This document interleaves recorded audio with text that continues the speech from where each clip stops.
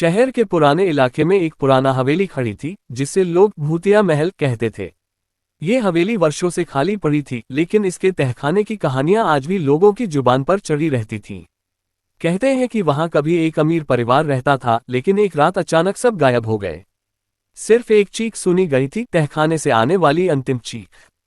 मेरा नाम अर्जुन है। मैं एक युवा पत्रकार हूं जो हमेशा रहस्यमयी कहानियों की तलाश में रहता हूं। एक दिन मेरे संपादक ने मुझे इस हवेली के बारे में एक रिपोर्ट लिखने का काम सौंपा। अर्जुन, ये पुरानी कहानी है, लेकिन अगर तुम कुछ नया खोज सको तो ये बड़ा स्कूप हो सकता है, उन्होंने कहा।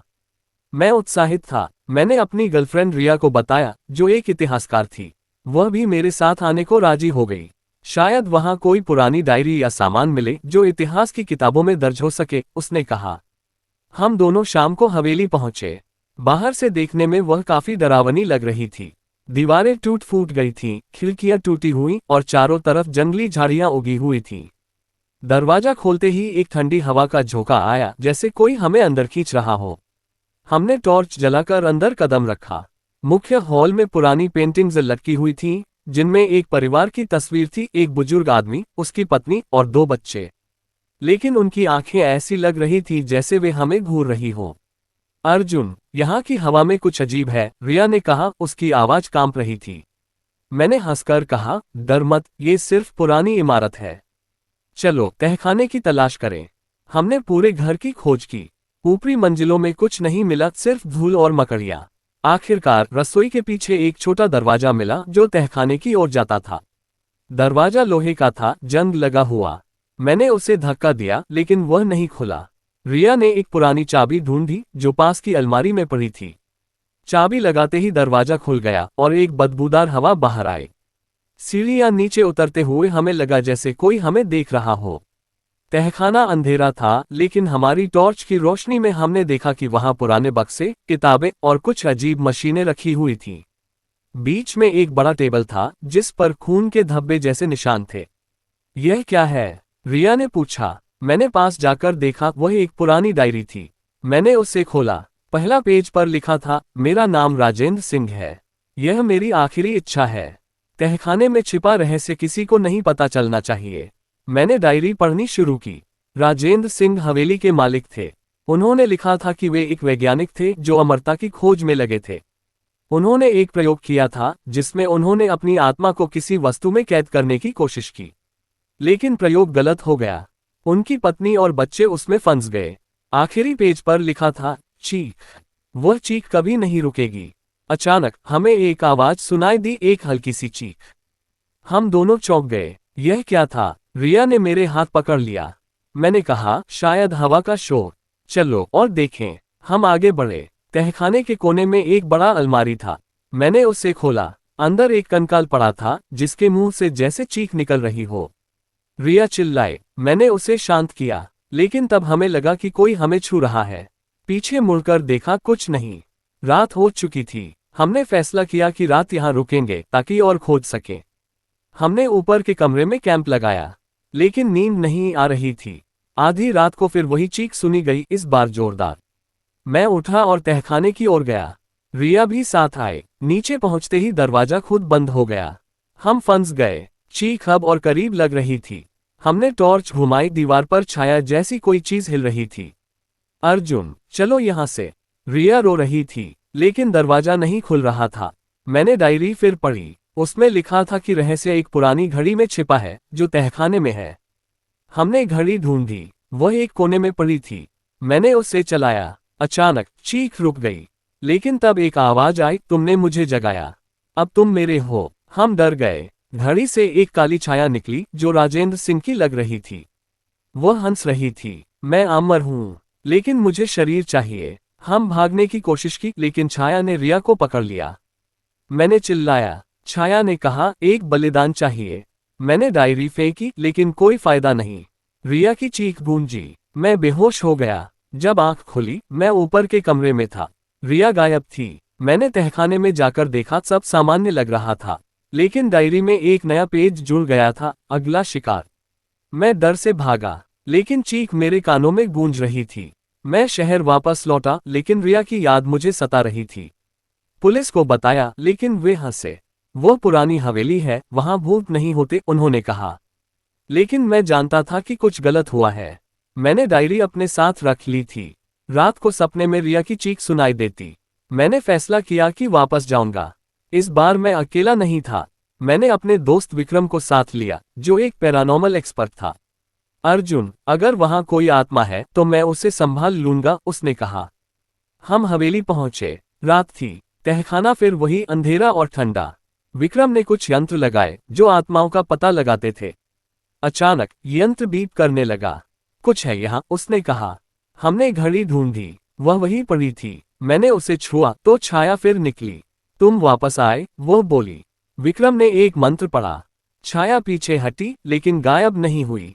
ये राजेंद्र की आत्मा है, उसे मुक्ति चाहिए, विक्रम ने कहा। हमने डायरी पढ़ी। उसमें लिखा था कि प्रयोग में एक गलती हुई, राजेंद्र ने अपनी आत्मा के बजाय परिवार की आत्माएं कैद कर ली। अंतिम चीख उनकी पत्नी की थी। छाया ने हमला किया, विक्रम को दीवार से टकराया। मैंने भागने की कोशिश की लेकिन दरवाजा बंद। छाया ने कहा, रिया मेरे साथ है, तुम उसे छुड़ा सकते हो अगर बलिदान दो। मैंने पूछा, क्या बलिदान? एक जीवन, वह बोली। विक्रम उठा और एक क्रॉस दिखाया। छाया चिल्लाए। हम बाहर निकले, लेकिन विक्रम घायल था। अगले दिन मैंने इतिहास खोजा। राजेंद्र सिंह 1950 में गायब हुए थे। उनकी पत्नी का नाम सरिता था, बच्चे अमित और प्रिया। मैंने एक पुरानी लाइब्रेरी में उनकी फाइल ढूंढी। उसमें लिखा था कि राजेंद्र अल्केमी में विश्वास करते थे। उन्होंने एक फॉर्मूला बनाया था जो आत्मा को अमर बनाता था, लेकिन वह फेल हो गया। मैं फिर हवेली गया, इस बार अकेला। तहखाने में घड़ी ली और तोड़ी। छाया निकली लेकिन कमजोर। तुम्हें क्या चाहिए? मैंने पूछा। मुक्ति, वह बोली। मेरा परिवार फंसा है। मैंने डायरी के आखिरी पेज पर एक मंत्र पाया। मैंने उससे पढ़ा। चीखें गूंजी। अचानक रिया सामने आई। अर्जुन, वह बोली, लेकिन वह असली नहीं लग रही थी। छाया ने उसे इस्तेमाल किया। मैंने मंत्र पूरा किया। छाया गायब हो गई, रिया भी। लेकिन एक आवाज आई, धन्यवाद। मैं बाहर निकला, लेकिन चीख रुकी नहीं। वह मेरे दिमाग में थी। मैंने रिपोर्ट लिखी, लेकिन संपादक ने नहीं छापी। ये कल्पना है, उन्होंने कहा। लेकिन मैं जानता था सच्चाई। रिया लौटी नहीं। विक्रम ठीक हो गया, लेकिन वह हवेली का नाम सुनकर डरता था। एक रात मेरे घर में चीख सुनी। मैं उठा। तहखाने की घड़ी मेरे टेबल पर थी। कैसे? मैंने उसे तोड़ा था। छाया बोली, अंतिम चीख मेरी नहीं, तुम्हारी होगी। मैंने घड़ी को फिर तोड़ने की कोशिश की, लेकिन वह नहीं टूटी। छाया हंस रही थी। तुम फंस चुके हो, वह बोली। मैंने विक्रम को फोन किया। वह आया। हमने मिलकर योजना बनाई। हमें हवेली के तहखाने में जाना होगा जहां प्रयोग हुआ था, उसने कहा। हम गए। तहखाने में एक गुप्त कमरा मिला। दीवार तोड़कर अंदर गए। वहां एक लैब थी, पुरानी मशीनें, केमिकल्स। विक्रम ने कहा, यह अल्केमी लैब है। राजेंद्र ने यहां प्रयोग किया।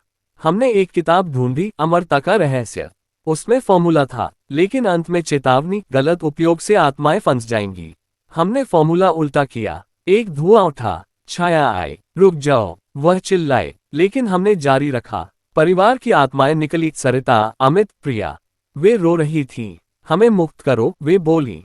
राजेंद्र की छाया ने हमला किया। विक्रम को पकड़ा। मैंने फॉर्मूला पूरा किया। आत्माएं गायब हो गईं, लेकिन छाया बची। मैं अमर हूं, वो बोली। मैंने किताब फेंकी। आग लग गई। हम भागे। हवेली जलने लगी। बाहर निकलकर देखा, आग की लपटें। लेकिन चीख सुनाई दी, अंतिम चीख। पुलिस आए। जांच हुई, लेकिन कुछ नहीं मिला। रिया का कोई सुराग नहीं। मैं उदास था, लेकिन एक दिन रिया लौटी। अर्जुन, मैं कहाँ थी? वह बोली। मैं खुश हुआ, लेकिन उसकी आंखों में कुछ अजीब था। रात को चीख सुनी उसके मुंह से। वह छाया थी। तुमने मुझे मुक्त नहीं किया, बस स्थानांतरित किया, वह बोली। मैंने विक्रम को बताया। हमने एक्सोर्सिज्म किया। रिया चिल्लाए। छाया निकली। अब तुम्हारी बारी, वह बोली। लेकिन विक्रम ने एक ताबीज से उसे कैद किया। हमने ताबीज हवेली के तहखाने में दफना दिया। चीख रुक गई, लेकिन कहानी खत्म नहीं हुई। वर्षों बाद शहर में नई हवेली बनी। लोग कहते हैं वहां चीख सुनाई देती है। तहखाने की अंतिम चीख। कहानी की गहराई में और उतरते हैं। मैंने सोचा सब खत्म हो गया, लेकिन नहीं। रिया ठीक हो गई, लेकिन उसकी याददाश्त चली गई। वह हवेली की घटना भूल गई। मैंने उसे बताया नहीं, लेकिन मेरे सपनों में चीख आती रही। एक दिन मुझे एक पत्र मिला, अनजान से। उसमें लिखा था तहखाना अभी जीवित है। मैं चौंक गया। मैंने जांच की। पत्र हवेली के पुराने नौकर का था।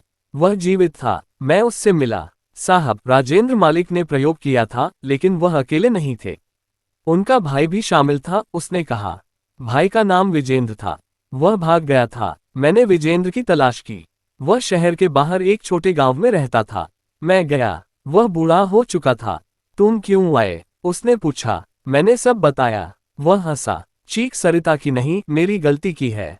मैंने फॉर्मूला चुराया था। विजेंद्र ने बताया कि प्रयोग में उन्होंने आत्माओं को कैद किया, लेकिन वह अमरता नहीं, शक्ति थी। राजेंद्र मर गया, लेकिन उसकी छाया बची। उसे रोकने का तरीका एक है, मूल फॉर्मूला नष्ट करना, उसने कहा। मूल किताब उसके पास थी। मैंने ली, लेकिन छाया को पता चल गया। वह विजेंद्र पर हमला कर दी। वह मर गया। मैं भागा। घर पहुंचा। किताब पढ़ी। फॉर्मूला उल्टा करने से छाया हमेशा के लिए गायब हो जाएगी।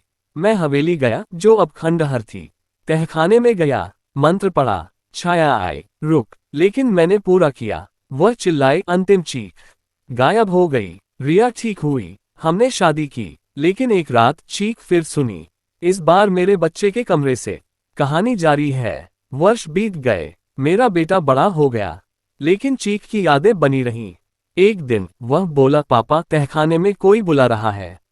मैं डर गया। हवेली तो नष्ट हो चुकी थी, लेकिन छाया शायद परिवार में फैल गई थी।